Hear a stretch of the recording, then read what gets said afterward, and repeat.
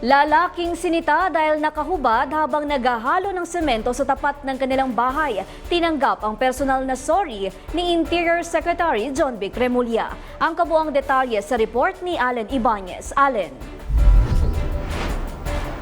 Natikita ng mga otoridad si Mang Johnny Langkino nang maabutan na walang pang itaas na damit habang naghahalo ng semento sa tapat ng kanyang bahay sa Barangay Addition Hills, Mandaluyong City. Ngayong araw, personal na nagtungo si Interior Secretary John Vic Remulla sa bahay nito upang humingi ng paumanhin sa nangyaring insidente at inamin ang pagkakamali sa parte ng implementasyon ng Safer Cities Initiative Plan. Kasalanan ko kasi yan kasi hindi ko na klaro sa kanila kung ano talaga ang mga patakaran. Siyempre, alam ko na marami nagkatrabaho dito. Kung mainit, magtatagal talaga ko siya.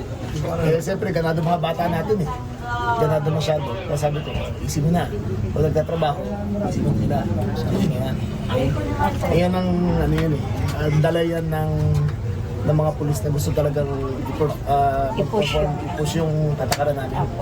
Kasunod nito, itinanong na rin ni Nanay Norieta kay Secretary Remulla kung ano nga ba ang tamang paliwanag at implementasyon sa pag-i-issue ng ticket sa ilalim ng programa.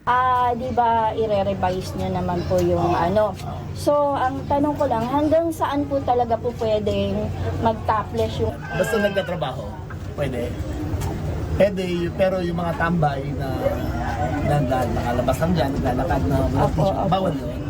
Bukod sa paghingi ng paumanhin, ibinalik din ni Remulla ang ibinayad na 500 pesos na multa nito at sinagot na rin ang pagpapagawa ng tiles sa bahay ni Mang Johnny. Sa panig naman ng pambansang pulisya, binigyan din ni National Capital Region Police Office Regional Director Major General Anthony Aburin ang kahalagaan ng paggamit ng common sense at compassion sa pagpapatupad ng mga ordinansa.